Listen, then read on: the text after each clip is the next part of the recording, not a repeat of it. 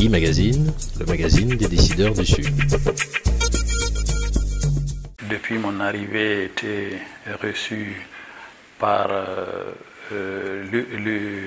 l'URT et puis après, il y a eu un programme chaque jour, je rencontre une ou deux personnalités de la place.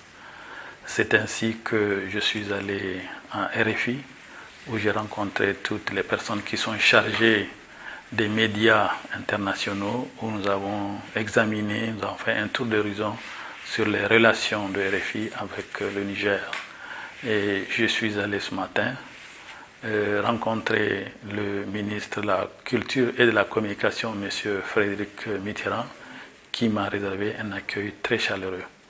Et avec lui, nous avons examiné toutes les possibilités d'une coopération avec le Niger dans le domaine de la communication.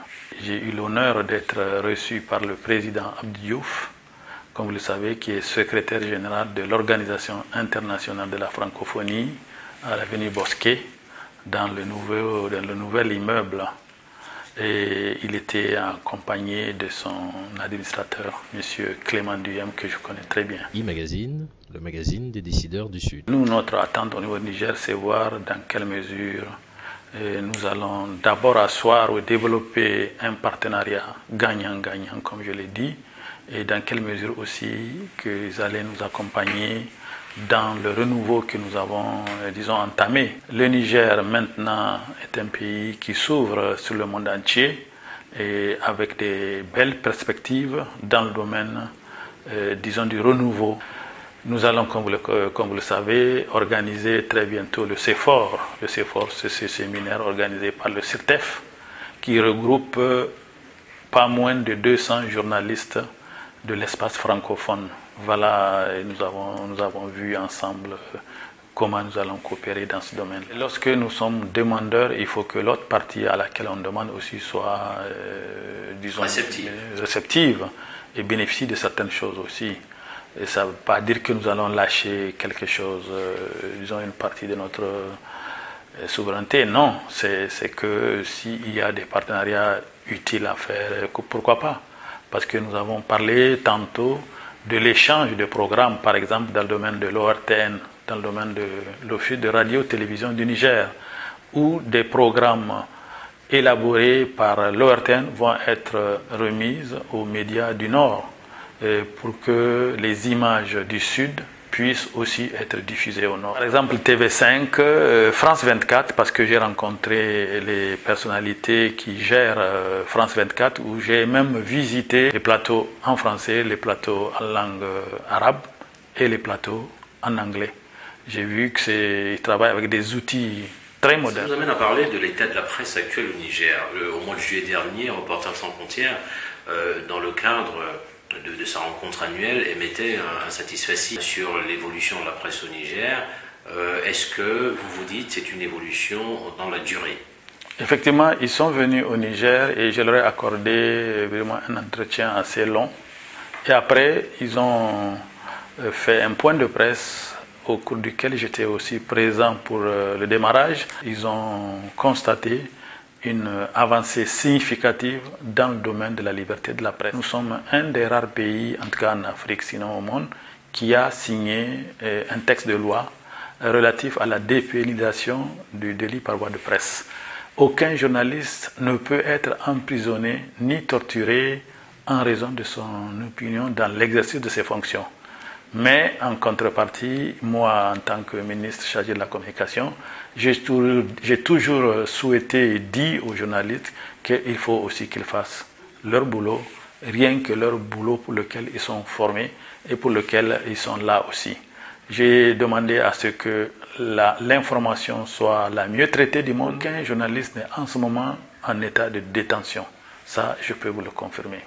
Et il ne sera pas en état de détention tant qu'il ne dépasse pas les limites, quoi. Qu'est-ce que vous entendez par limite? C'est faire le boulot dans le cadre des règles et de la déontologie du métier. C'est ça la limite. Si les règles et la déontologie sont respectées, ça, il n'y a pas de problème. Et là, c'est les journalistes qui le savent mieux que moi. Vous veillerez à ce que les conventions collectives, la convention collective des journalistes, soient aussi appliquées? Absolument. Et vous savez, les conventions collectives, nous sommes là-dessus, où de toutes les façons, y compris la presse publique et privée, tout le monde au Niger sera concerné. Et je leur ai donné aussi la garantie que le journaliste, qu'il soit de la presse publique ou privée, il sera en tout cas sous mon soutien, sous ma protection, tant qu'il est dans la limite des règles de la déontologie, dans les règles du pays, quoi. Voilà à peu près ce que moi l'engagement que j'ai pris. J'ai dit que je suis avec eux, ils ont tout mon soutien, ça ne va pas changer et nous allons travailler la main dans la main ensemble parce que c'est un travail d'équipe que nous allons faire pour donner la vraie information, l'information réelle aux populations qui en ont besoin. Dans le cas de la presse, l'une des problématiques, c'est le financement. On voit les écarts entre la presse publique et la presse privée. Quelles sont les mesures financières que vous avez déjà mises en place ou que vous allez mettre en application concernant surtout la presse privée, qui est le véritable parent pauvre de la presse? Oui, vous savez que la presse publique même n'est pas financée à 100%. Elle a un soutien de l'État, c'est ça. Et la presse publique, la presse privée, elle a aussi, disons, un fonds que l'État du Niger a mis à la place, qu'on appelle fonds d'aide à la presse. Ça concerne uniquement et spécifiquement la presse privée. C'est un certain montant que l'État met à la disposition des presses pour les aider, pour les soutenir à faire mieux, à acheter du matériel, à acquérir, disons, du matériel, disons, du travail, numérique notamment, parce que nous voulons que désormais, qu'il y ait un transfert de l'analogique vers le numérique.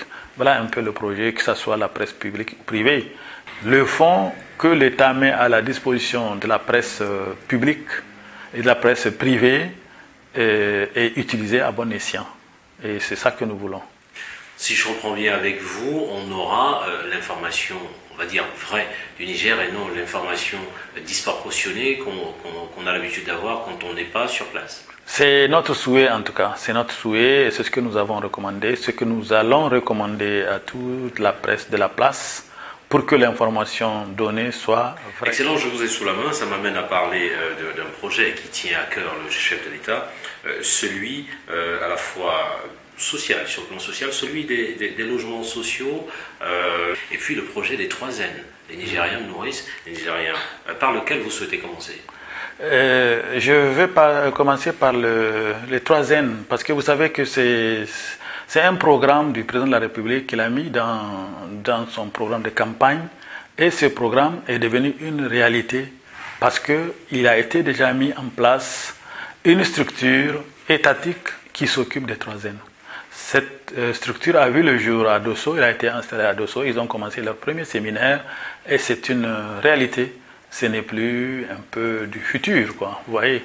Donc nous sommes en plein 3 N parce qu'en ce moment, nous avons une pluviométrie qui est un peu, disons, qui n'est pas tout à fait installée et nous avons un peu de l'inquiétude pour les saisons, pour la récolte prochaine.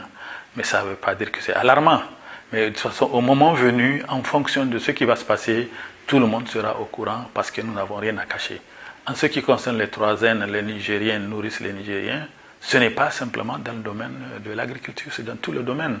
C'est pourquoi nous voulons manger nigérien, nous voulons produire plus, en plus donc des pluies. Et nous avons mis en place un système d'irrigation et très bientôt, nous ne serons plus soumis aux aléas de la pluviométrie parce que les systèmes irrigués, les retenues d'eau, les barrages de Kandaji, ainsi de suite, peuvent venir aider nos récoltes, venir aider les agriculteurs du Niger. Et il a été instruit tout le monde d'avoir un lopin de terre pour produire parce que le plus souvent, on laisse la production à une frange de la population, ce qui n'est pas normal, alors que tout le monde peut produire. Voilà, en gros, en ce qui concerne les 3 N. Et concernant les logements sociaux? Concernant les logements sociaux, je peux vous affirmer, vous confirmer qu'on a déjà lancé une série de 1000 logements sociaux qui vont voir très bientôt le jour. Et j'étais moi-même présent, ça a été lancé par le président de la République. Et quel est le cap? Quel cap vous voulez atteindre? C'est d'avoir 50 000 logements d'ici la fin du mandat de 5 ans du président de la République. Et si Dieu fait qu'il a un deuxième mandat, ça va continuer. Sans compter que dans le mandat du président de la République, il y a, je crois, 50 000 créations d'emplois par an sur 5 ans. Absolument. Ces logements sociaux, tous ces chantiers sont créateurs d'emplois. Tous ces chantiers sont créateurs d'emplois. Et au niveau des ministères, au niveau de toutes les structures de l'État, il y a des créations d'emplois, publiques et privées, hein, et nous sommes en train de les comptabiliser pour voir combien nous aurons d'ici 1 an, d'ici 5 ans, ainsi de suite. Voilà un peu ce projet-là, qui est une réalité qui a commencé à voir le jour. Et le Niger, en tout cas le Niger tout entier est en chantier. Que ce soit pour Niamey Niala, Niamey la belle ou la coquette, comme on le dit, qui est en train de faire tout ce programme de contournement de la rocade au Niger, une sorte de périphérique avec des échangeurs, avec des nouveaux ponts, tout ça c'est créateur d'emplois. Quel regard aujourd'hui vous avez du Niger par rapport à la projection dans le XXIe siècle? Le regard, c'est un Niger qui change, un Niger qui va vers le renouveau. C'est vraiment un changement de comportement. Vous savez, au Niger, comme dans les autres pays, nous ne sommes pas, disons, plus bêtes que les autres. Nous avons des gens qui ont été formés à la même école. C'est ce que je dis chaque fois. Il suffit de changer un peu de comportement et nous allons être au rendez-vous du XXIe siècle, comme tous les autres pays. En tout cas pour tous les pays qui ont de l'avenir. Et je sais qu'au Niger, nous avons de l'avenir devant nous parce que c'est un pays à forte potentialité. Nous avons des richesses minières, nous avons des richesses aurifères, nous avons de l'uranium, nous avons du pétrole. En attendant le premier baril d'ici la fin de l'année, Inch'Allah, je crois que ça va arriver. Je crois que c'est des choses qui vont venir nous aider et nous sortir de la misère dans laquelle nous sommes depuis un certain temps. Vous êtes ministre de la Communication, on va terminer par là. Si on vous demandait de résumer le Niger en 3 mots, ce serait lesquels? Bon, en 3 mots, moi je dirais dans un premier temps travail. Et puis le deuxième mot, il va être persévérance. Et le troisième, il va être la stabilité. Nous avons besoin de la stabilité parce que, vous savez, aucun pays du monde ne peut avancer sans stabilité. Si avec la stabilité, nous savons que nous pouvons aller très loin. Voilà, en travaillant, avec la stabilité, tout peut arriver. Grâce à Dieu. Voilà un peu les mots que je voulais dire. Avec la stabilité, tout peut arriver. Merci 1000 fois, Monsieur le Ministre, Salifou Labo. Monsieur le Ministre, je vous remercie. Merci Monsieur Abena. E-Magazine, le magazine des décideurs du Sud.